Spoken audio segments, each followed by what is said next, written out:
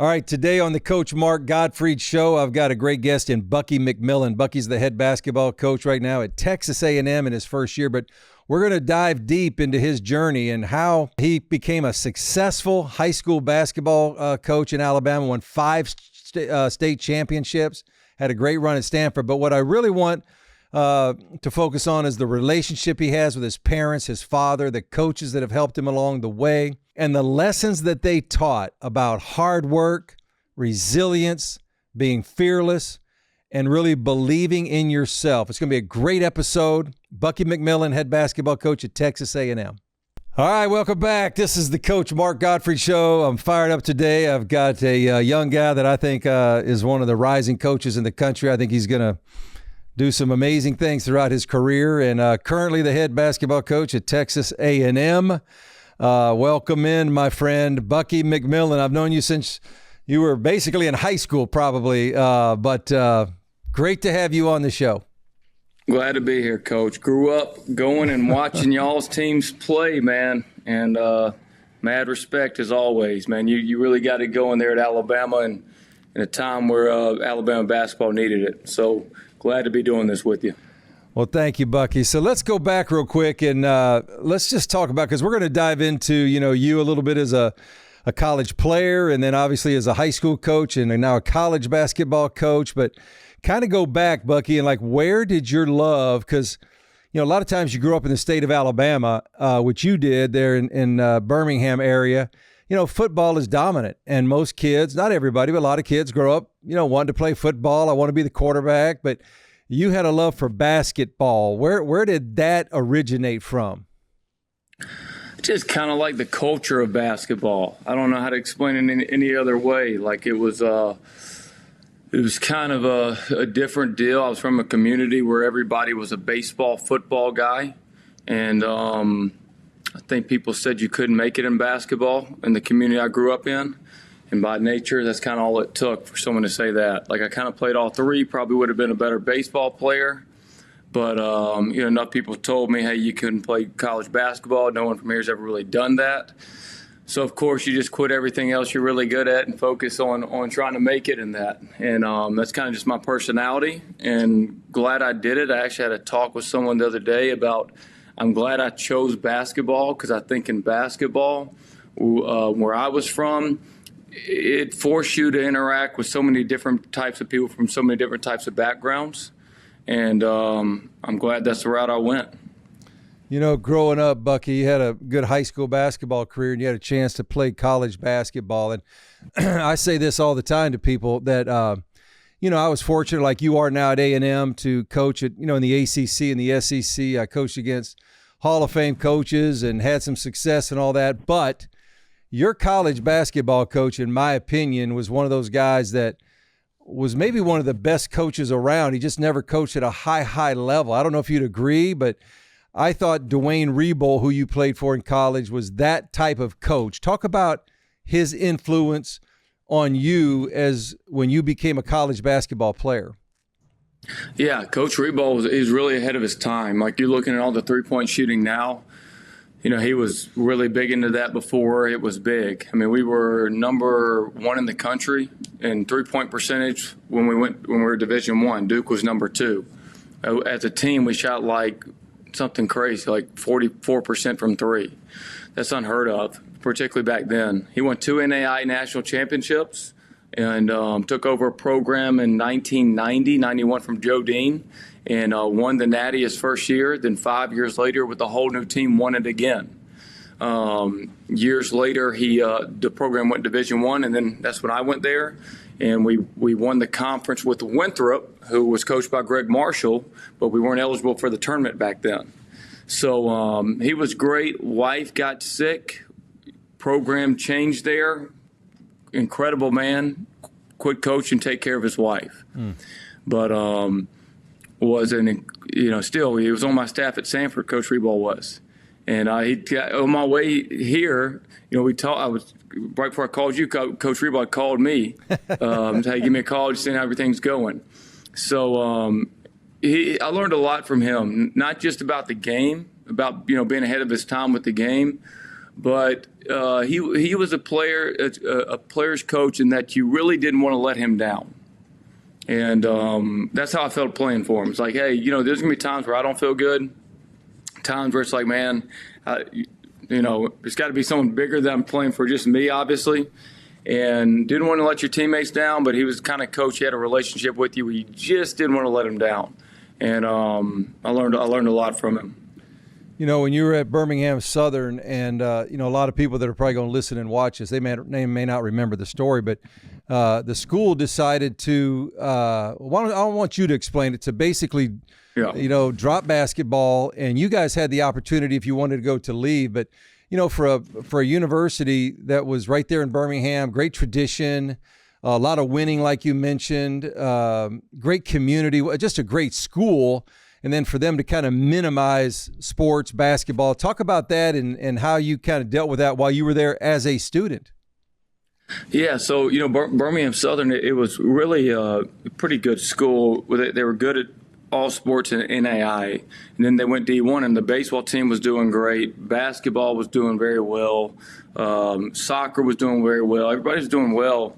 New president came into town. He kind of didn't envision that you could be viewed as a high academic school if you had D1 athletes all walking around the school. And it was a mistake, and I don't mind saying it. And changed the program, went from D1 to D3. Then the population just dwindled, the enrollment dwindled of the school, and then it just went out of business a couple of years ago. No longer exists. And if you would have said that 20 years ago, people wouldn't have believed you that was possible. It goes to show you the importance of athletics in the university, right? What made Birmingham-Southern, I felt, unique, it wasn't a big school, but it was a diverse school. You'd have when you had that level of athletics, athletics was a big reason for the diversity of the school. And I'm not just talking about here in the United States, European players from all over. Our team had 8 European players on it, our basketball team. And anyway, school shut down because of that. And when he changed the program, they went from Division I to Division III. A lot of the sports didn't even play that year. Didn't even have that would have been my senior season. And, he came back a year later and started playing Division III basketball. It was never the same. Mm-hmm. And you had great ambassadors. Joe Dean was athletic director there. Mm-hmm. And, so you had great people for the school. You have Dwayne Reboul, Coach Stoop for baseball, Preston Goldfarb for soccer. Joe Dean, you have those 4 guys, and, you make a decision like that when you have that leadership in place. And everybody, got to kind of pay for choices that they make. That's just the reality of life, right? And what do they say? Heard Nick Saban say, in life, you get what you deserve most of the time based on the decisions you make. The same is true in sports, and no different with universities. And that was probably the wrong decision. And now the school's out of business. It doesn't happen very often, but like for a student, so you're a student, you're on the team, you guys are good, you're good, they're a good player, and your school is good, and it was kind of a shining light for the city of Birmingham, to be honest, that school. But for you, when you're a student, Bucky, did you know it was coming? Did you know that decision was coming down the pipe? I remember Coach Reboul calls me and says, I got to talk to you. And so me and him were really tight. He tells me about this could happen. He just was informed that there's going to be a vote. They tried to kind of sneak it through with no one knowing about it. Like Coach Reboul's out of town. Joe Dean, I guess, had called him last second saying, hey, we got word this is going through. We didn't even believe this was possible. They're going to vote on this in a couple of days. And no one knows it. Like Coach Reboul had just gone to the Big South basketball meeting, and we were picked to win our league. And he's on his way back calling me, hey, we got to get together, talking to me. So I come meet him in his office. He's telling me all this. And, he's saying, hey, you got to help me bring attention to this. And, I was close, had respect from the people at the school, going to be a senior, knew everybody up there. I rally everybody together. Like the students, all the athletes had a big meeting, like, hey, man, this is about to go down. We got to fight our fight. So, we protest, talk about all different things just to bring attention to it. And I remember when Coach Reboul told me about it, said, I don't think this could happen. I was like, man, I could see it happening. And I said, I could see it happening. If you don't have the right people in that room, I could see it happening. Because, think about that. Like, some just don't know the importance of athletics. They don't know it's probably the greatest classroom any person can ever take is being on a basketball team, a football team, a baseball team. And anyway, got through and voted it, went through, program changed just like that. And you went from being picked to win the league to not even having basketball the next year. Yeah. It's amazing. Wild circumstance.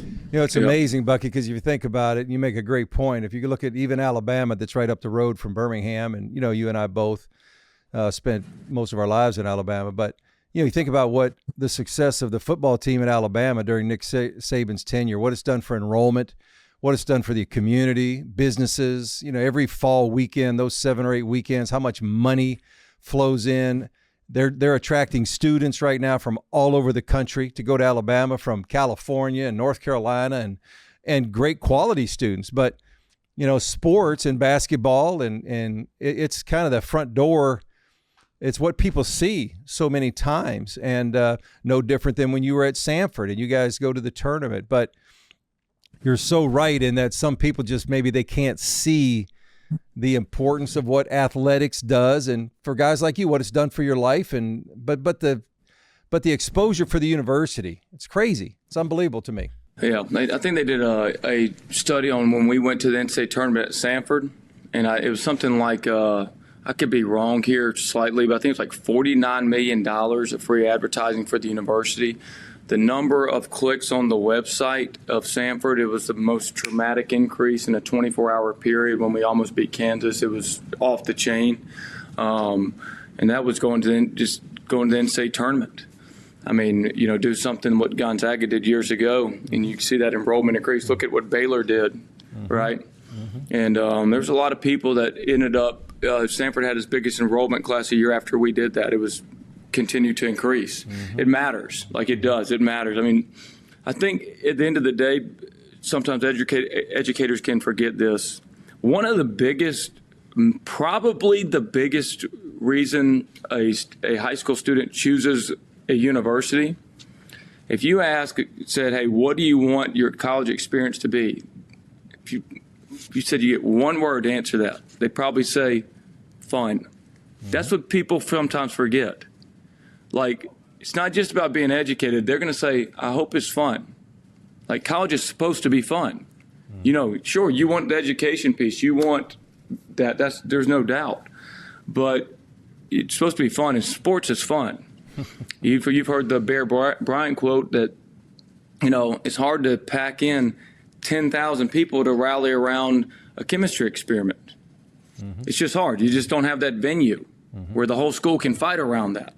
Right? There's not venues for that, but there are for athletics, and they matter. And I think you've seen schools change because of athletics. Yep. Bucky, there was a time too, and I'm going to let you kind of tell the story, but you talked about before your senior year, and my close friends know we've had this story we've talked about all the time, but we had played against you guys. I can't remember the year, but anyway, you had done such a good job as a player, and we really needed one more guard. So all of a sudden, here you are, eligible to go anywhere. And I want the world to know, I wanted Bucky McMillan to play for me at Alabama. I wanted you to come and play. And you decided just to stay and finish and get your degree there at Birmingham-Southern. But just talk about that, because that's kind of where you and I first really kind of started to really intersect a little bit. And I knew you were such a good player. You had great poise. You understood the game. You had this great IQ. And I can remember when we played against you, you never missed a foul shot. And I kept thinking, man, late game situations. I had a great guard in Ron Steele at the time, but, really wanted you as well. But I want the world to know, I wanted Bucky McMillan to play for me at Alabama. Well, if I knew Ron Steele was going to get hurt, I probably would have just gone on down there. But no, I remember those conversations. And so for me, I was getting recruited. Basically, that was like the first year of the transfer portal. We were the first team back then. There was no transfer portal, but because the program changed, we all kind of had a free pass to go play 1 year. And that was really different because we were the only school that had that opportunity. And so I listened to everybody, had a lot of high majors on me. If I was going to high major, I was certainly going to Alabama. My decision was going to be, if I was going to play, was I going to go somewhere else where I was going to play 30-something minutes a game like I was at Birmingham-Southern, or was I going to go play high major and be a backup? That's what I would have been at that level, and I would have certainly gone and played for you and for Alabama. Both my parents went to Alabama, and it was a tough decision, like it really was. And I remember watching y'all play, and I remember Ron getting hurt. Yeah. And I remember that because I was going there, knowing Ron would need to play 34 minutes a game, right? And I was like, that would be great, but, it would be hard to go from playing 30-something minutes to about 5 or 6. And then Ron gets hurt. I was like, man, I may have played 15, 20 minutes a game. But anyway, my real decision came down to this. Was to go play one more year before transfer portal was transfer portal. So you're walking into a team where everybody else has been there. You're the new guy. We would have got there in August, tried to figure it out, or get into coaching. And so that year, if you remember this, I was coaching AU basketball, deciding what I wanted to do. And my high school coach, who I played for, called me and asked if I wanted to come coach his JV team, be his guy on the varsity. And so I was weighing all of this. I was like, man, do I go overseas and play for a year? Go to Iceland and play. I couldn't decide. And my dad, of course, is like, you should go to Alabama and play. Everybody, you should go do this and play. And I always liked you a lot. I loved our conversations. And it was my mom, though. This is so funny. My mom, of all people, was like, this could be your chance to get into coaching. You've always said that this could be your chance. And my dad was just like, go be the JV basketball coach at Mountain Brook High School or go play for the University of Alabama. That's a tough decision, Bucky, like sarcastic, Anyway, so I don't know why. My heart, I thought about it, and it led me to that, to go back and coach JV basketball, to coach JV basketball. And what's funny, if that didn't happen, that whole Birmingham-Southern situation didn't happen, I would have never been there at Mountain Brook when 2 years later the coach leaves, and I'm 24 years old, become the head coach of Mountain Brook High School, which is probably not ever going to hire another 24-year-old. I mean, it's just a very big, good high school basketball program, sought-after job. We get it rolling there, become a top 5 team in the country, take Mountain Brook. We play in, before I left, 7 in the last 8 state finals, won 5 of them. Had a McDonald's All-American on our team, Coach Trendon Watford, Colby Jones, coached the Jordan Brand Classic, had a great run. And if it wasn't for that, I wouldn't have got the Samford job, which was right there in Birmingham. And if I didn't get the Samford job and we did well there, I wouldn't be at Texas A&M.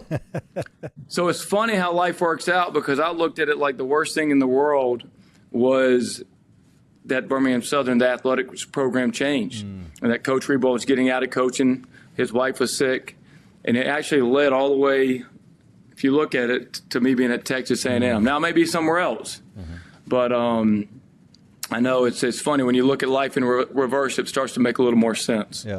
Bucky, if you go back and your run at Mountain Brook, again, and I got to make sure the people that are listening and watching this understand, like Mountain Brook in football had some great runs, but in basketball never really had the run. Well, no one's had the run you had, I think, and maybe even in the state for a long time. But it wasn't a school traditionally that people would have thought of and said, okay, they got all these great athletes, man. It's a school where, they've had athlete after athlete every year after year after year after year. And it's kind of an affluent school that, kind of had to find its niche. But then you did this amazing job. What did you learn as you became the head coach there? Because it's kind of like this. I would say this for you, the Mountain Brook job, the Samford job, very similar in that, not great history. John Brady was there at the time and did a great job. But again, high academic school that's not going to get all these phenomenal athletes that some of the other schools have. And kind of everywhere you've been, you've done that. But go back to the Mountain Brook. When you're the head coach, what are you learning there, and how did you end up having that success you had at a school that hadn't had success like that? Yeah, it's a great question. So, one thing I would say that has benefited me just in basketball and just probably just life in general, I've always been a long-term thinker. Like, that has really helped me if I really look back back on it. I just think I've naturally have felt that whatever the best decision is long term, that's the decision you should make. And I've always done that as a player. Any line of work I've been into, I've thought long term. And so when I got to Mountain Brook, I didn't care too much about a game, a season. I didn't care. I just knew that for us to get to the top, and Mountain Brook had never been to a state championship game, never won a state championship in basketball. And your description of it is right. For Mountain Brook to get to the top and be a top 5 team in the country, it would be like some random school from the inner city of Birmingham saying, who had a lot of good basketball, saying, hey, we're going to become a top 5 team in the country in golf. Right? That's about what it would have been like, just like, I agree. Really, that's interesting, I agree. And it was like, all right, the first thing I said for us to do this, to get to the top, is to make basketball the most popular sport it can be. It has to be popular because as well as I know, that the only way that you can become great as a team and as a program is to have great players, right? When you watch the Final Four, every team has something in common. It's not that they run zone. It's not that they run man. It's not that they run UCLA or high ball screen offense. It's that they got great freaking players, right? That's the one thing that all great teams have in common. They got great players. So for us to get great players, we had to make basketball at Mountain Brook High School the most popular and exciting team in the state of Alabama, so that every second, third, fourth, fifth, sixth grader in our city said, I know one thing, we may have lost, but we lost 91-88. And that was the most fun thing I've ever watched. And I'm about to get out in that yard and start shooting that basketball. And I know it's all about football and baseball here, but by God, I'm going to be a basketball player. And that's what we did. And I didn't care anything about the short term. It took us 5 years to win a playoff game. And that 5th year, we won a state championship. And then we played in 7 of the next 8. We're a top 20 team in the country, a 25 team in the country several years. It was those 6th graders that when I got there, that got up there to be juniors that won that first state championship. And then after that, every team saw it, and we just played in it every single year. And I think the reason that happened was because in those first 5 years, we focused more on making basketball fun and popular than just trying to win one more game. And so we had the loudest uniforms. We had the most fun style of play. They used to think in the suburbs you had to play in the 30s to win. We tried to play over 70 every game, press the whole game, shot a lot of threes, and it just fed off each other. And then I spent a lot of time coaching the youth. Like I would be, we had AAU back, coach every team, 3rd, 4th, 5th, 6th, all the way up. We started a program for it. And basketball just took off. And so the same deal at Samford, when we went there, it had to be popular. It had to be that, hey, the students cared about it. Because if you bring recruits to a game and there's no students there, why would someone say, that's where I want to go? Like, it's not popular. And so I think people say that when you win, it makes it popular. There's a certain extent to that. But I think being popular helps you win just as much. Mm-hmm. And here at A&M's had a lot of great coaches and a lot of great players and has had great success. Still hadn't got past the Sweet 16 yet, right? And you know how it is at Alabama. You broke that door down at Alabama, And I really believe the fact that you broke that door down with Pett and those guys, it's allowed some of these other teams to recruit to that, And, you saw that when Pett was there when they broke it down as an assistant to get the Final Four. Mm-hmm. Sometimes you just got to break that door down. Mm-hmm. And, you know how momentum feeds off each other. We got the momentum and we never let go of it at either one of those places. That's what we got to do here. Mm-hmm. Oh, I don't think there's any doubt you're going to do it, Bucky. Here's a great I'd love for you to talk about this, So you're doing an amazing job in high school and, an unbelievable run like you've talked about, one of the great runs in Alabama high school basketball history, and you did it at a school where no one thought you were going to do it. But then here comes an opportunity to go straight from being a head high school basketball coach, which now you get the opportunity to be a head coach in college and at a school, again, that really hasn't had, a ton of success. They've had their moments here and there at Samford, but, I had the opportunity to go coach at Murray State. Everybody had won at Murray State. They'd been in the NCAA tournament, 100 times before I got there. But here you come now, but from a high school coach to a college coach. Talk about, well, first of all, the opportunity and how you felt about that right there in your backyard. It's Samford University in Birmingham. Just talk about that jump for you from high school to college. Yeah.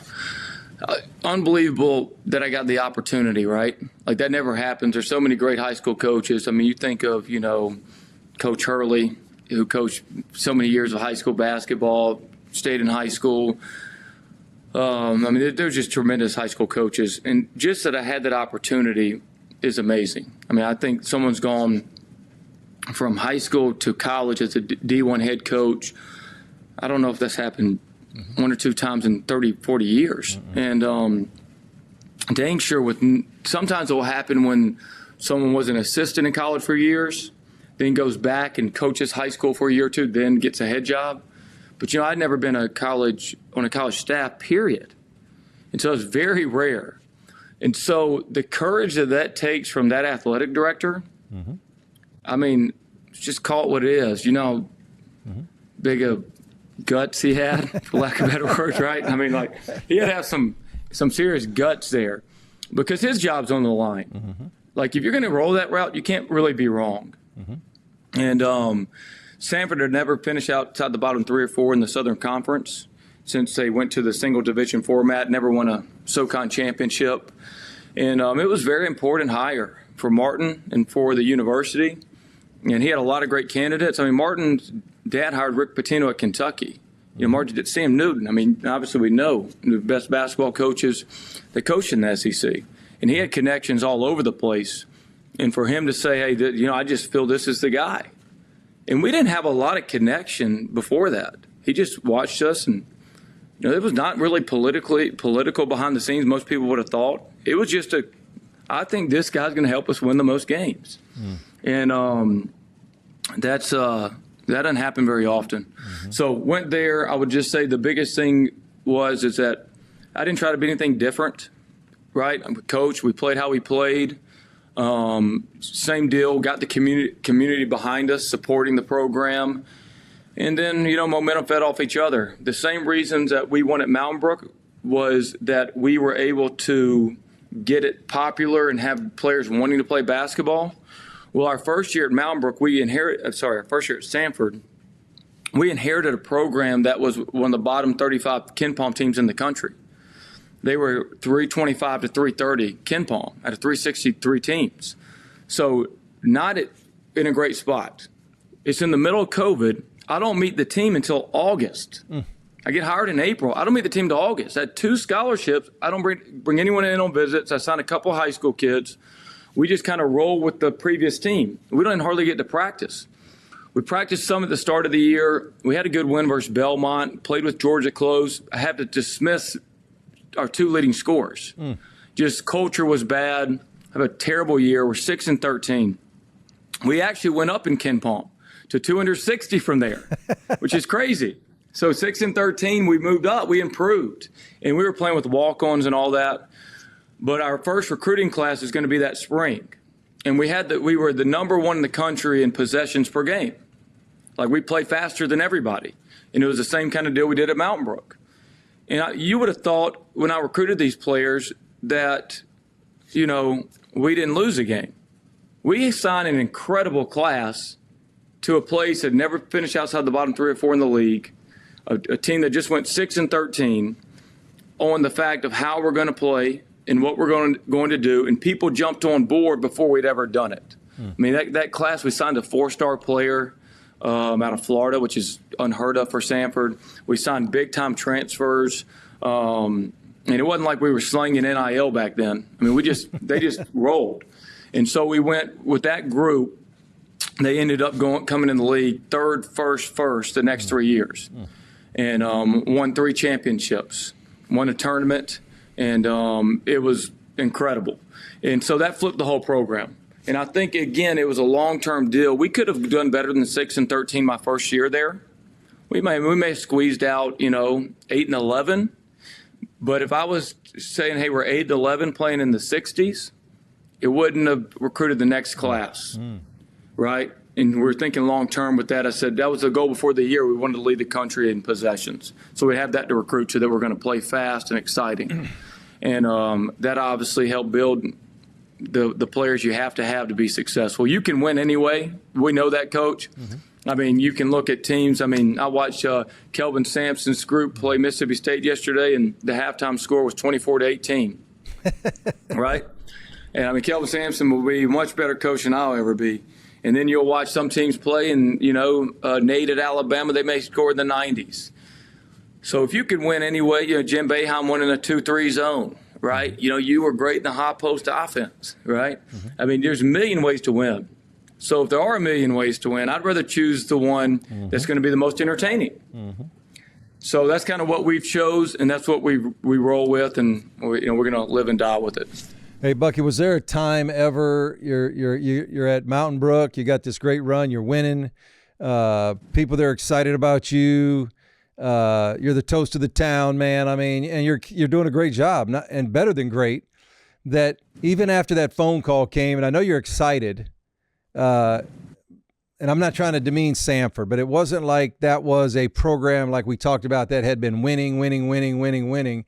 But here comes a college coach or a college opportunity, and you take the job. But was there ever a time you kind of go, wait a minute, now I had a pretty good gig over here at Mountain Brook. I know it's not college basketball, but I am walking into a tough situation where there hasn't been a lot of winning.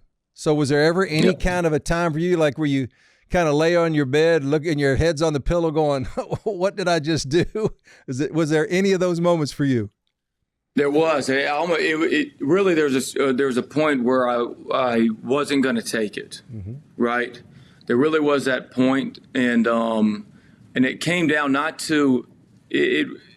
If Martin wasn't Martin, I probably would not have rolled, right? And I was having a great time where I was, like I really was. The one thing at Mountain Brook that was very difficult was this, and I think you would understand this as a coach. So I saw Brad Stevens play in 2 back-to-back finals at Butler. He could have taken all these jobs, could have gone to the league, could have gone to Oregon, could have taken all these jobs. Well, he didn't. After he went to the first championship game, came back, did it again. It's like, no, I'm staying at Butler. Then the next year, I can't remember if they don't make the tournament or they make the tournament, they go out in the first or second round, and then he leaves. There's something to every person, or I know at least to me, that if you take a step backwards, that's tough. That's tough, right? And so at Mountain Brook, we had just become a top 5 team in the country. I coached the Jordan game. I had a McDonald's All-American on my team who I helped raise, literally. So, I mean, knew him since he was 8 years old, trained him every week. I mean, trained in Watford, then went to the NBA eventually. And but to say that, Mountain Brook, people are going to say, well, you mentioned that was an improbable place to do it. So you had a McDonald's All-American. Mountain Brook had played in 3 finals before Trendon, and then we played another one after Trendon. So the reason Trendon was there because he knew it was a place he'd develop and get better, and it came after his 8th grade year. Well, we did that, and then the following year we were really good, went to the state finals, we're a top 20 team. But we lost in the state finals to another really good team. And you just went from this to that, and it was like, well, the only way to do better would be to win the Natty. Right? You know what I'm saying? Like, the only way to do better and have more success on the floor would be to literally win a national championship. And so I think when you take a step backwards, it hits you for a second. Like, man, was that the best team I ever coached? It pauses you. That was the only thing that bothered me about Mountain Brook, but I was still very happy. With Samford, when originally they were going to give me a 2-year contract. And I was like, I'm not doing that. I did have enough respect for myself to say, look, man, I know this is a big overhaul, and I was not going to take a 2-year contract. Yeah. And so that went back and forth. And that wasn't Martin. That was above him at the time, and there's been leadership that has changed. But I was like, no, I'm out. I'm not doing that. And then they came back, and then we were able to make it work. As you had great success there, and I want to talk about a game that probably, a lot of basketball fans watched. I watched it, and, Bill Self's a great friend of mine. I've known him forever since we were in college, at different times. But you took a team that had absolutely, well, most people would have thought, had no business playing with them. And the career he's had, the teams he's had, the talent that has rolled through Kansas. And as I watched the game, and and Bill and I are friends, but, and even though I never coached you and, I wanted to, but didn't have that opportunity, in my gut, I'm rooting for you. I'm just rooting all the way through. And then at the end, I'm proud, like I'm your father, I'm not your dad, but I'm proud, okay, I'm proud of this guy. I've watched his career and I've known him since he's young. But just talk about that and what that did for the school and for you and your players, because even though you didn't win the game, and it was really, could have went either way. But just talk about that a little bit, all the things that kind of happened from that and even that game a little bit. Yeah, well, it's just a great experience because, before that was my fourth year at Samford. So I was, 4 years before that, I was sitting there coaching high school basketball.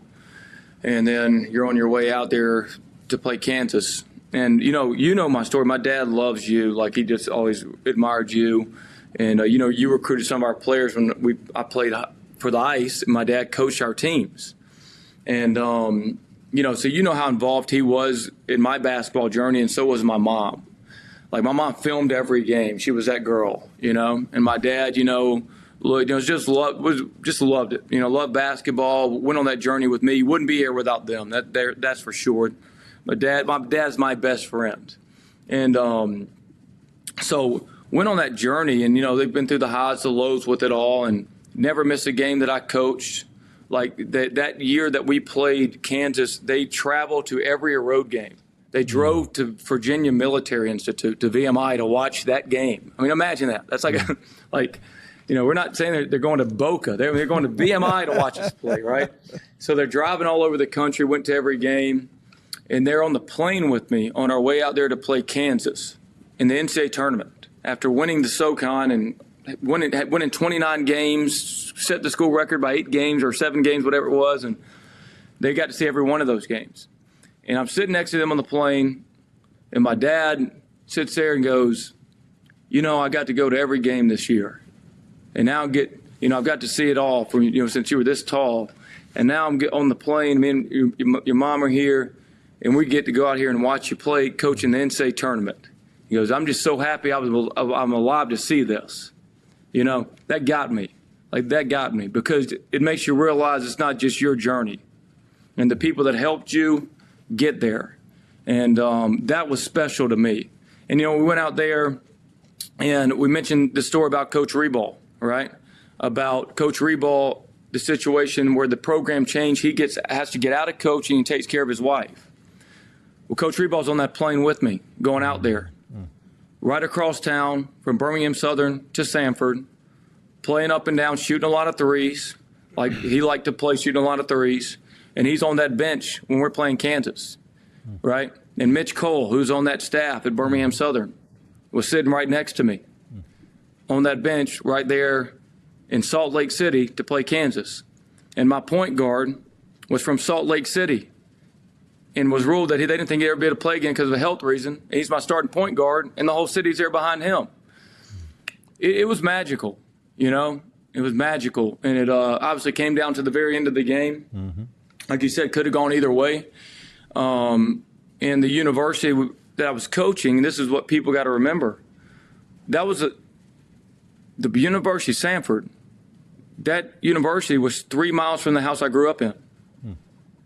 And taking them to the NCAA tournament, right? In the same city, I played high school basketball. In the same city, I played college basketball. In the same city, I coached high school basketball. And then I coached college basketball there at Samford, all within about a 5-mile radius. And all with those people that I just mentioned, and all sitting on that bench. That is different. That is very different. And that was special. And Martin Newton, the athletic director, who hired me and took a chance on me, Birmingham guy himself. And, I told Martin I would never wanted to leave until I was able to bring Martin that, and then I felt like, hey, we were even, but it was great. Bucky, I want you to dive in a little bit more with your dad and your mom because, you know, when I was coaching, you know, my 400th win as a Division I basketball coach came at Duke and Cameron Indoor. And I can remember my dad, who's now 85 years old, he was there. And he sat right behind me. Like, you know, his knees could hit me in the back, you know, while I was coaching. And walking down the hall in the back and going into a media room. And my dad had lost his father at an early age and tears in his eyes. He was so proud. But talk about you and that journey that you've had. You talked about it a little bit, but I can't even imagine, you know, after games, that first phone call sometimes is probably to them or them to you. And just talk about that relationship and the impact they've had on you as a young man and as a coach.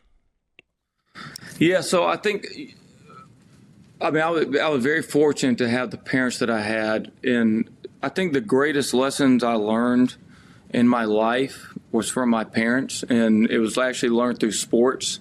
So I tell this story. When I was in first grade, I watched Pistol Pete, the movie, where he's out there playing in the rain and spinning the ball on his finger. And I remember asking my dad, like, how can I learn to do that, spin the ball on my finger? I remember that. And he said, well, if you do it 2 hours every day this whole week, it's Monday, by Sunday night, you'll be able to do it. And I remember that, him telling me that, and I was like, you believe everything your dad says at a young age. And so it's like, that seemed impossible. Like, you're in first grade, your fingers are about that big, right? You know, you can't even do it at all. So the first day you can't do nothing. Second day, keeps a little bit. Third day, a little bit. But keep going. Seems impossible. You just seem like you're wasting your time. Friday, you get there, you're like, okay, I'm kind of getting this. 100% right. By Sunday, I'm popping that thing for like a minute on my finger. That thing right there changed my life immediately. Because I knew right there that hard work pays off. And that there's going to be things that you don't think you can do, but if you work really hard, like, you can knock that door down and you can actually do it. So I was fortunate enough to learn that in first grade.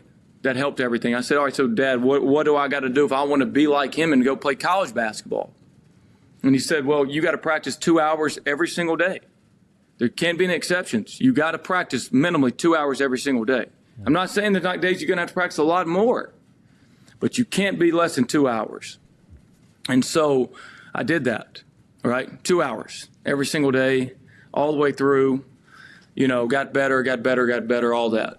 But I was going into the 7th grade, and my dad knew that I was skilled, but I was missing something. Like, something was missing. And so the first lesson I learned was from him, that hard work will pay off. But this was the second lesson that I learned. And he knew I was missing something, so going into 7th grade, starting June 1st, he took me to the other side of town. There was a little rec center where people played. Nobody from my side of town played over there. Nobody who looked like me played over there. And he took me over there June 1st, no cell phones, dropped me off 10 o'clock and said, I'm going to pick you up here 5 o'clock. All right. They play pickup in there, man. Get in there. Go do your thing. Well, they got 2 courts in there that run. There's probably 60 people in there. They play for about 4 hours. Really starts, you know, when you go there from about 10 to 2. Then after that, it's open to shoot. Go there. Hey, I'm here to play. I'm the youngest guy there. Nobody's 13 years old. Everybody's older, right? Everybody can play. Everybody's bigger, taller, more physical. You walk in the gym, they're all looking at you like, what are you doing here? I say, hey, I'm kind of getting the game. Like, dude, you're not playing. Get off. You're not playing. Not playing in the game. Get off. So anyway, they don't let you play. You don't get to play. You say, well, I want to play. No, you're not playing. So you get out there, maybe shoot in between games. So they just laugh at you, but they're playing the whole time. So anyway, picks me back up. No cell phones, no nothing back then. I said, how'd it go? So they won't let me play. I said, okay, cool. Be back tomorrow. June 2nd, same deal. Said they didn't let me play yesterday. So well, go see if you can play today. All right. So go out there, same situation. Right? No, man, I told you, you're not playing. I already told you that. Not old enough, you're not this. All right? Same deal. Does it the third day. No, same deal. So the fourth day, you guys are you coming in? I'm not getting out of the car because they're not going to let me play. You coming in? I'm not coming in. And so, it's like, they're not going to let me play. And he goes, well, I guess you're going to sit there all summer then and watch them play. Wow. And so I remember that very vividly because by that day, I was playing because I got it. I wasn't going to sit there to August. And so I got on the court, and I was like, y'all can play around me. I'm playing. I remember they picked me up and moved me off the court. Like, I'm playing in the game. So y'all just going to play around me. So finally, all right, dude, come on. We'll give you a game. Let's go. Get in the game. I'm obviously going to play as hard as you can. They let me play. Played every day after that the rest of the summer in that game. And then played for the years to come. Met a lot of people in that game that became lifelong friends and, pulled for me. The lesson, though, was this. This is where he was so smart. Didn't matter how hard you worked, but if you don't believe in yourself, nobody's going to believe in you. And those two lessons I learned from him, and I learned them very early, and I learned them through athletics. And that carried me throughout. And, I'm looking at my practice gym right here, and it's through the 3 words that I had in our program at Mountain Brook, or the 3 words I had in our program at Samford, and the 3 words that are in our practice gym right here at Texas A&M. Hardworking, unselfish, fearless. There's 2 of the 3 words right there that I learned from my dad. Right? You got to be fearless in what you do and believe in yourself. And you got to really work incredibly hard to accomplish great things. This is what I've been able to pour into my players. And so that relationship was pivotal for my life. And that relationship has allowed me to influence and affect people the same way. That they feel that through hard work, you can't be confident if you don't work hard. They asked Michael Jordan, why do you work so hard, the greatest player ever? And he said, to overcome my fears. Right? Working hard allows you to have confidence. And as a team, working hard and being unselfish allows you to have even more confidence. If you walk on the floor and you've outworked them and you're more together, you're going to be confident. And so that has impacted me, which has impacted the players that I coach, which will impact the people that they interact with. And that's pretty unique, obviously. Bucky, you've had some amazing, like obviously your parents and your dad. I know your dad. I love your father. He's an amazing guy. And obviously your coaches that have coached you along the way. And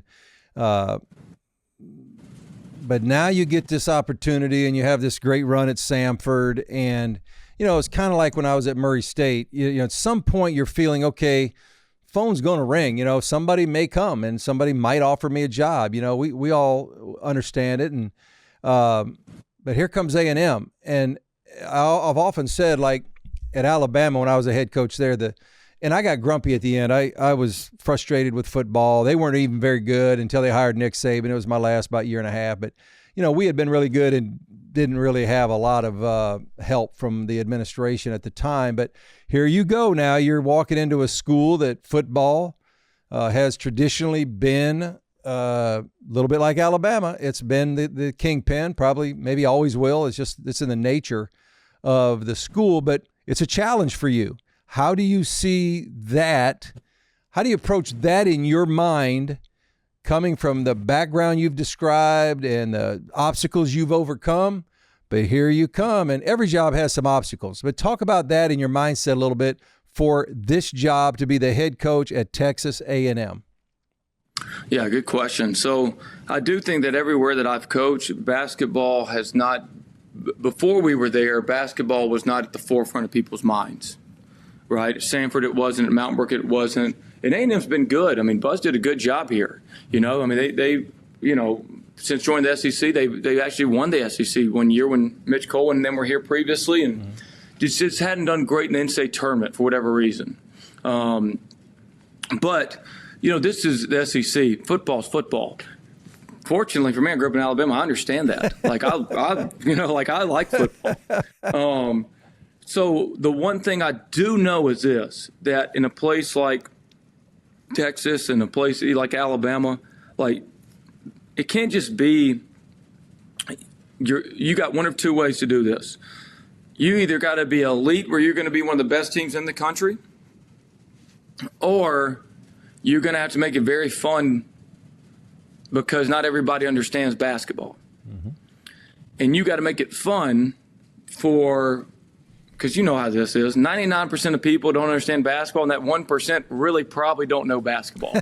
they, you know what I'm saying? They're never going to like rally around like, man, that was great help side defense, right? Like Coach Bennett at Virginia, great coach, right? Great coach. I don't know if he was at Alabama if they would have appreciated him the way they would at Virginia. And therefore, would the excitement have come so that there could be excitement around the program, even in years where they're not as good, to build on the recruiting base? At the end of the day, you got to win. We know that.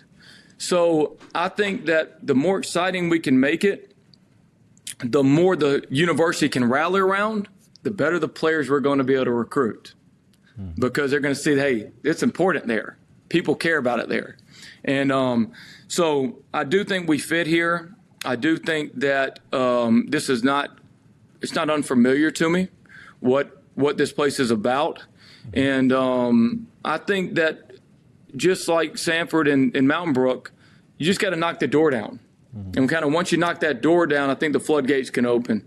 In the landscape of college athletics right now, certain universities are really going to have to choose what they want to be good at because the money right now is going around with the NIL. A&M is one of the few universities that can be good at everything. There's enough resources out here to support all the programs. That's not the case at a lot of places. You know, you got 76,000 students here, one of the largest living alum bases in the world. You know, wealthy donors, people that do care.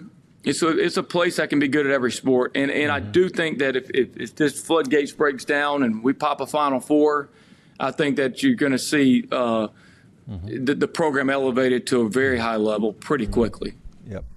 Bucky, as we kind of close, I want to kind of let you dive into one more thing. And this is, first of all, I'm happy kids can make money in college. I think they've always should have been able to. I've had great players, ACC Players of the Year, SEC Players of the Year.